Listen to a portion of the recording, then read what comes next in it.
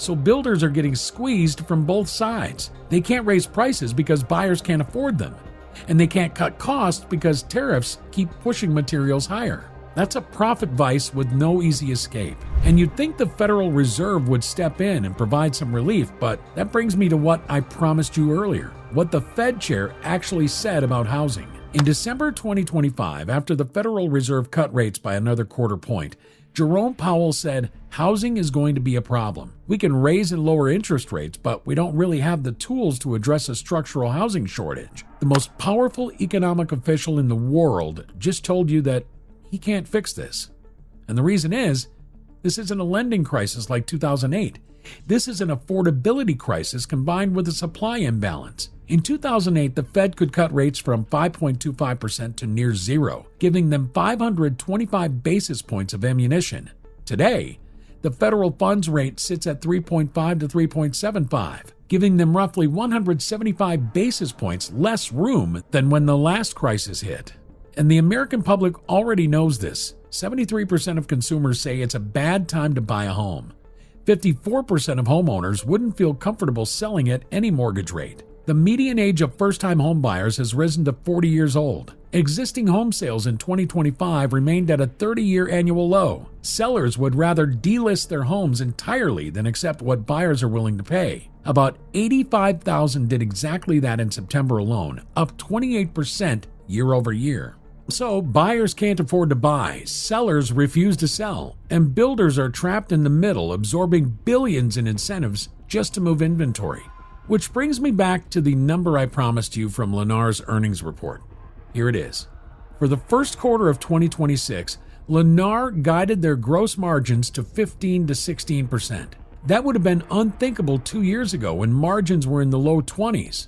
What it tells you is that the nation's second largest home builder is planning for conditions to get worse, not better. They're telling Wall Street, prepare for more pain. So the obvious question is, how bad can this actually get? And to answer that, you have to understand how today compares to the last time the housing market broke. This is not 2008, and we want to be clear. Homeowner equity sits at $17.1 trillion. Only 2% of homes are underwater versus 23% in 2008. The average loan-to-value ratio is 46% versus 85%. Delinquency rates are at 3.99% versus over 10% at the crisis peak. Foreclosures total about 150,000 versus 2.9 million in 2010. Average credit scores on new originations exceed 740 versus the low 600s. Subprime was 20% of originations in 2006. Today, it's essentially zero. That's the good news. But here's what keeps us up at night. The total U.S. housing market is now valued at $55.1 trillion, nearly double the 2006 peak. Housing affordability is worse than before 2008. New home inventory is at its highest since 2007. Builder confidence has been negative for an entire year. 40% are cutting prices. 63% report peer layoffs, hitting 87% in Texas and 79% in Florida. And FHA loans are showing stress that deserve attention. The FHA delinquency rate reached 10.78% in the third quarter of 2025, and FHA foreclosures surged 59% year over year in December.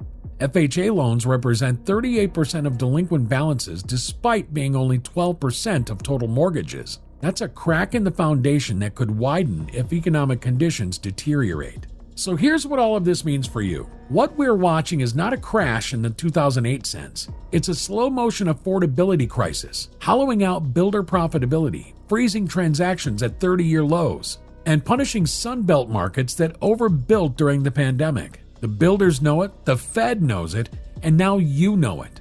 The floor under this market is higher than 2008, but the ceiling on recovery is much lower. And that means we're in for a prolonged, grinding correction that's going to reshape who can afford to live where in this country. The key for you right now is staying informed.